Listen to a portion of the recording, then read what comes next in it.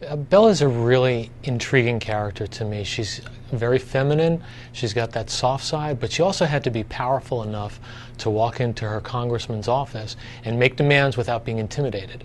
So how do you create a character like that? I kind of leaned back on my own history, and I remembered this story of when I was a Washington correspondent, a young correspondent. I had to do a story about a congressman, and I brought a photographer with me, a friend of mine named Ken, and we walked into his office, and we were only there a couple of minutes, and the bell rang signaling that the congressman had to go out to vote.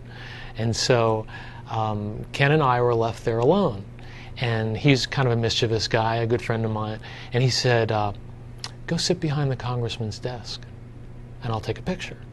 And I was like, I was like 3 days on the job, and I didn't really feel like that was appropriate. So I said no, and he said, go ahead, don't be a chicken. I said no. We went back and forth. He finally got me to do it. So I go behind the congressman's desk, I'm afraid every second that someone was going to walk in, and Ken snapped off a couple of pictures, and I get up to go back, and he goes, no, sit down, put your feet up on his desk, I'll take another picture. And I go, no, I'm not doing that. And back and forth again, but I did it. And he took the picture, and I ran back to the couch where we had been sitting, and everything was okay. We got away with it.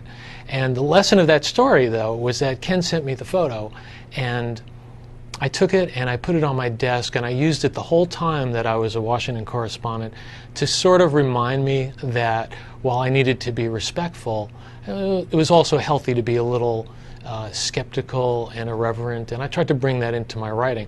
Bella had to walk into her congressman's office, and she had to make demands, she had to get information, and she felt she was entitled to this information.